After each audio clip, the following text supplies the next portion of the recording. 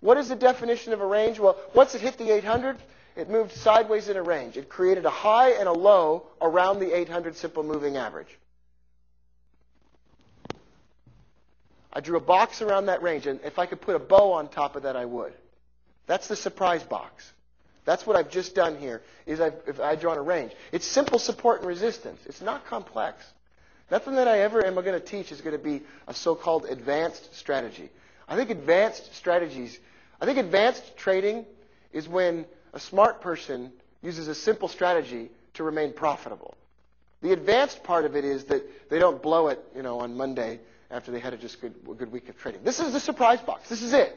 This is the pair having created a range, or the stock having created a range. This is it. And what I found was, when a stock or a currency pair creates that range in particular and specifically around the 800, what's going to happen here is it's gearing up for a move back out to the suburbs. That's what it's getting ready for. And I want to be a part of that. This is what's happening here. Is this thing's gone downtown to go shopping, buy some things for the kids, go see a hockey game, and then going to get a little drunk probably, and then it's going to drive. It's going to drive way out there.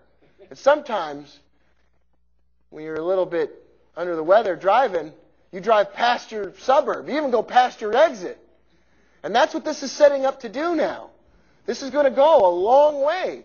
Now, it's not going to be easy, but it's going to start trending from here. It's going to break off from here. It's going to launch out from here. And what I'm thinking about now is, how do I take advantage of that movement? How do I trade that trend early? How do I get in there? This is how I do it.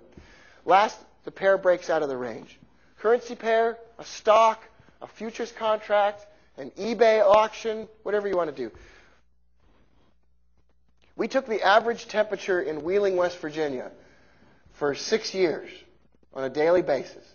We plotted the 800 simple moving average.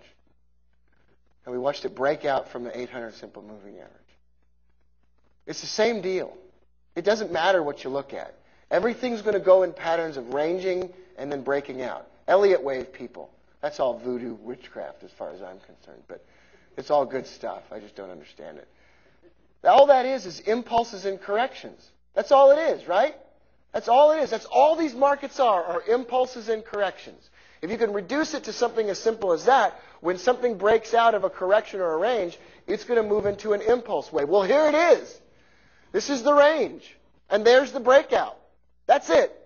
That's the strategy in a nutshell. Now, we're going to look at a few examples right now. But this is it. Now, a lot of people have told me in the past, well, gosh, how is that it? What about other indicators? What about the stochastic? What about the RSI? What about the CCI? What about the NBC or the CBS or the DMX or the whatever? I don't care. Whatever else you want to put up here to complicate it, be my guest. Put up flashing red lights and streamers and confetti if it helps you. But I don't use all of that stuff.